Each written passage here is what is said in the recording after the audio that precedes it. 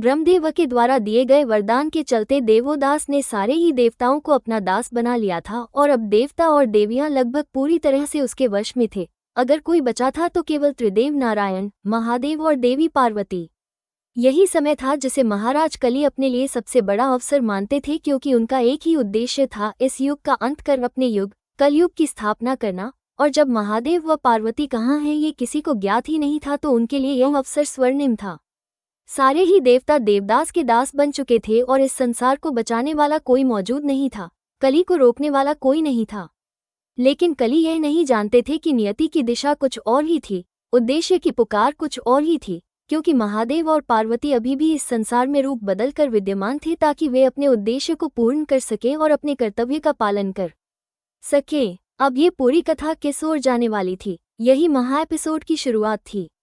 कहानी का पहला दृश्य चंडी माता से जुड़ा था, जो इस समय अत्यंत क्रोध में थी क्योंकि वे महादेव को पहचान नहीं पाई थी। महादेव ऋषिमुनि का भेष धारण करके देवी पार्वती के समीप आए थे और चंडी माता से शांत स्वर में कहा कि मैं तो अपने ईश्वर के पास आया हूँ, क्योंकि ईश्वर कण कण में है, हर एक जीव में विद्यमान है। लेकिन चंडी माता उनके स्वरूप से विचलित न होकर क्रोध में बोली कि यह स्थान स्त्रियों का है और यहाँ पुरुषों का आना वर्जित है, इसलिए तुरंत यहाँ से चले जाओ। इतना ही नहीं, उन्होंने गांववासियों को भी आदेश दिया कि आप सब यहाँ से चले जाइए ताकि मुझे इस पुरुष से एकांत में बात करनी है। गांववासी भी चंडी माता का आदेश मानकर वहां से चले जाते हैं। महादेव ने शांत भाव से कहा कि देवी, आप इतना क्रोध क्यों कर रही हैं? यदि आप मुझे स्थान नहीं देना चाहती तो मत दीजिए, पर क्रोधित मत होइए। मैं आपको वचन देता हूँ कि जब तक आप स्वयं मुझे नहीं पुकारेगी, मैं आपके गांव के द्वार पर ही बैठा रहूंगा और वहीं से आपकी प्रतीक्षा करूंगा। लेकिन चंडी माता ने दृढ़ स्वर में कहा कि जितना जल्दी आप यहाँ से चले जाएंगे उतना ही आपके लिए शुभ होगा, क्योंकि मैं आपको पहचान चुकी हूँ शिव। भले ही आपने भेष बदल लिया हो, लेकिन मेरा निर्णय इससे नहीं बदलेगा। इस पर महादेव ने धीरे से कहा कि देवी, शायद आप यह नहीं जानती कि मैं आज काशी और अपनी दिव्य शक्तियों दोनों को त्याग कर यहाँ आया हूँ। मेरे पास अब कुछ नहीं बचा है सिवाय भावनाओं के प्रेम की भावना और करुणा की भावना।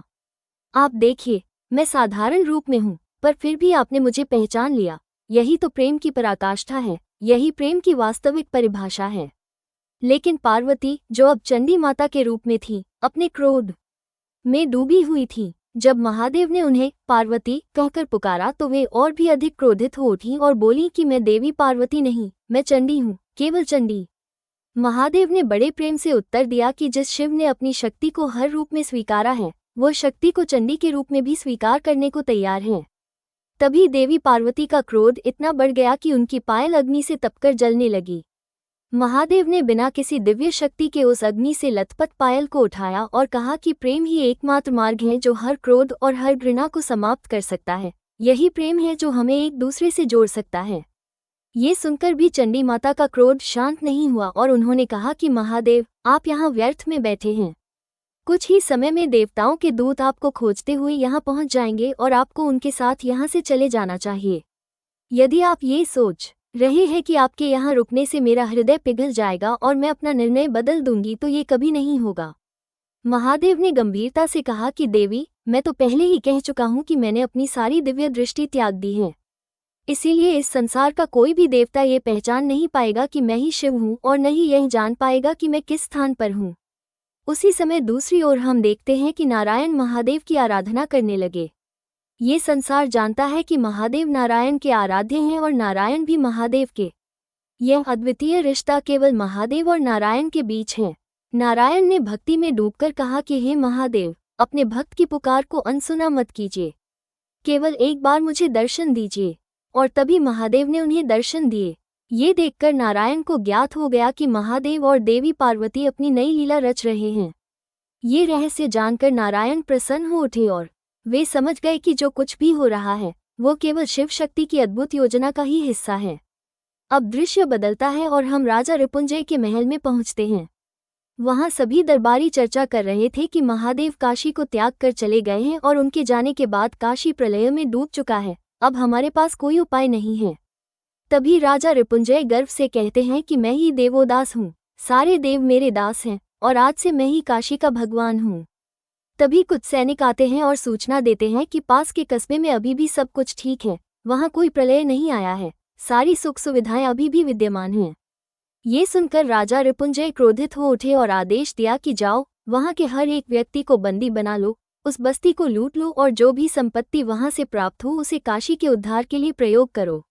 आदेश मिलते ही कई सैनिक उस बस्ती की ओर निकल पड़े और गांव के चारों ओर मंडराने लगे। उन्होंने घोषणा की कि राजा रिपुंजय का आदेश है कि इस गांव के लोग कर देंगे और कर वसूली अवश्य होगी, क्योंकि यह गांव उनके राज्य से जुड़ा हुआ है। ये सुनकर चंडी माता का क्रोध 7वें आसमान पर पहुंच गया। वे बोली कि जब ये गांव बंजर था, जब यहाँ के लोग भूख से तड़प रहे थे, पानी के बिना व्याकुल थे, तब आपके राजा रिपुंजय को इनकी कोई सुध नहीं थी, और अब जब ये गांव हरा भरा हो गया है तब वो इन पर कर लगाने चले हैं।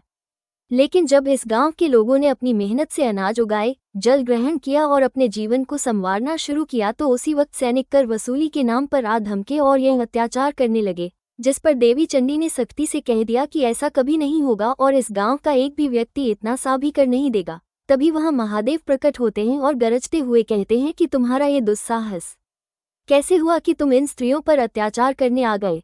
क्या तुम्हें लगता है कि तुम्हारे राजा रिपुंजय ने जो कह दिया वही अंतिम सत्य है? ऐसा कभी नहीं होगा, क्योंकि इस गांव के लोगों के पास अपना अधिकार और अपनी स्वतंत्रता है। ये कस्बा भले ही काशी के अंतर्गत आता हो, परंतु इस पर रिपुंजय का कोई भी अधिकार नहीं है।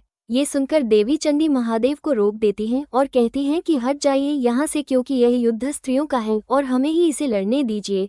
महादेव पीछे हट जाते हैं और देवी चंडी सैनिकों को आखिरी चेतावनी देती हैं कि यदि तुम अभी भी नहीं लौटे तो युद्ध करना होगा। सैनिक उपहास करते हैं और कहते हैं, युद्ध किससे? इन दासियों से? हमारी आधी सेना ही काफी है इन औरतों को रौंदने के लिए। लेकिन तभी देवी चंडी दासियों को प्रेरित करती हैं कि यह युद्ध तुम्हारा है, मैं केवल सहायक हूँ, लड़ाई तुम्हें ही लड़नी होगी। सैनिकों का हमला शुरू होता है और दासियां पूरी शक्ति से भिड़ती हैं, लेकिन उनके शरीर कमजोर थे, क्योंकि जीवन भर उन्हें पौष्टिक भोजन नसीब नहीं हुआ।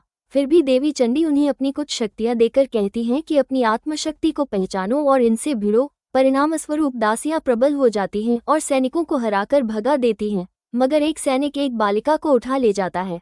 बच्ची चीखती हुई चंडी मां को पुकारती है। तभी महादेव और देवी पार्वती तेजी से आगे बढ़ते हैं। महादेव सामने से सैनिक को घेरते हैं और देवी पार्वती पीछे से। सैनिक बच्ची को जोर से पटक देता है, जिससे वह घायल हो जाती है। ये देख दोनों प्रचंड क्रोध में भर जाते हैं। महादेव सैनिक पर प्रहार करते हैं, लेकिन देवी चंडी रोककर कहती हैं कि इस पापी को मैं मारूंगी। महादेव समझाते हैं कि अपने क्रोध को काबू में रखो और बच्ची को लेकर गांव लौट जाओ। बातचीत के बीच सैनिक जान बचाकर भाग निकलता है। देवी चंडी इससे और क्रोधित होती हैं और महादेव पर दोष लगाती हैं कि उनके कारण अपराधी भाग गया। लेकिन घायल बच्ची कहती है कि नहीं, इनकी वजह से ही मेरी जान बची, इसलिए मैं प्रार्थना करती हूँ देवी कि इन्हें हमारे कस्बे में आने दीजिए।